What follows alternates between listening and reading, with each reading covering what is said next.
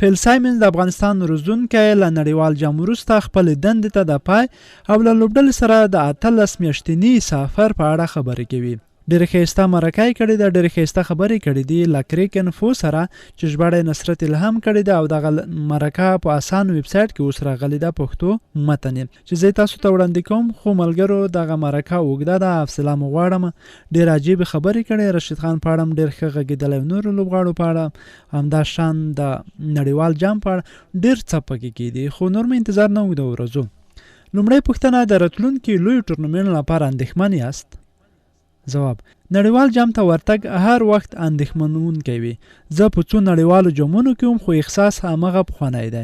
هیجان، اندېښنې او هیلې د لویو پیښو سره مل وي. پوښتنه: د 2015 کال په نړیوال جام کې تاسو د ایلینډ روزونکي واست. اوس افغانستان ننګونه څه ده؟ ننګونه تل په ټورنمنټ کې د لوبېدو ده، ځکه د کال په اوږدو کې کولی شئ څومره لوبې چې غواړئ وګټئ، خو کله چې خبره نړیوال جام ته راځي باید د میلیونونو خلکو پر وړاندې ولوبېږي. فشار یو اضافه شي، ښه لوبه کول کلیدي دي. پوښتنه: آیا افغانستان د نړیوال جام په درشل کې په ښه وضعیت کې دی؟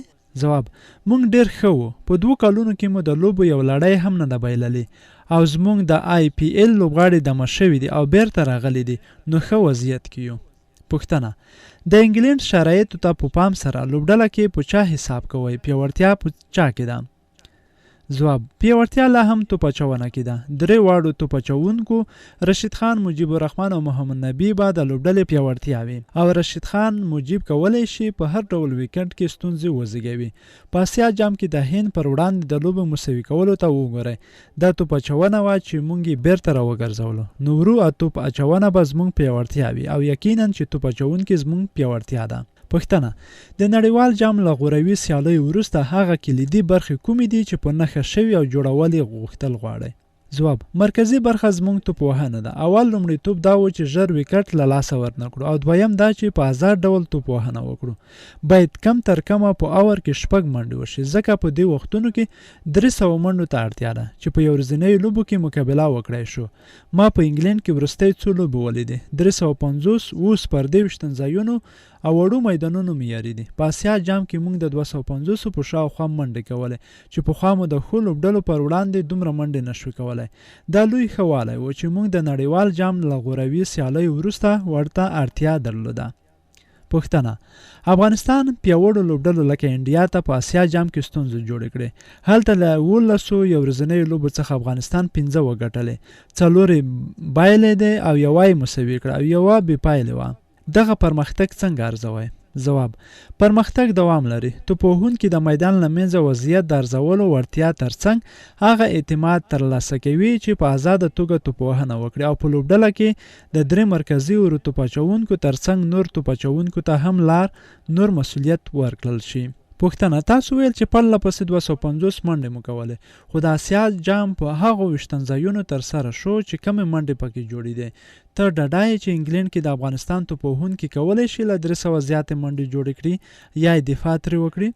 ځواب: په شرایطو کې موږ په اسیا جام کې لوبه وکړه. د ښې ویکټې په نسبت چې موږ به په نړیوال جام کې پرې لوبه کوو 250 او 300 برابر دي. که ویکټ همداسې وچه وي لکه اوس چې ده، موږ کولی شو 300 ته نږدې شو او بیا کولی شو د ورو توپ اچوونکو په مټ ستونزې جوړې کړو. کلیدي خبره په ثابته توګه 290-300 منډې کول دي او توپوهونکي اوس پوهیږي چې څنګه دا کار وکړي. پوښتنه: آیا شهزاد په نړیوال جام کې کومه ځانګړې ژمنه کړې ده او کولی شي په ژوره توګه توپوهنه وکړي؟ ځواب: شهزاد تر اوسه کومه ځانګړې ژمنه نه ده کړې. رشید خان هم ځوان دی خو ډېره تجربه لري. آیا فکر کوئ چې په IPL کې کمې ویکټې اخیستل به په ذهن کې تویږي؟ ځواب: رشید چې څومره مسلکي دی، زه فکر نه کوم چې د IPL لوبې به یې ذهن بوخت وساتي. له خپلې لوبې د هغه ارزونه ډېره ښه ده او فکر کوم چې په نړیوال جام کې به هره لوبډله کې ښه ولوبېږي. په IPL کې د ویکټو نه اخیستلو په اړه باید ووایم چې اغېز به پرې ونه کړي، ځکه په بین المللي کچه د هغه تجربه همدا ورته وایي چې هره ورځ د ویکټو اخیستلو نه وي. پوښتنه: که توپ اچوونکو ته راشو، رشید او مجیب نړیوال جام د غوروي سیالیو راهیسې تر ټولو ډېرې ویکټې اخیستي. آیا رشید، مجیب او نبی به انګلینډ په شرایطو کې وچلولی شي؟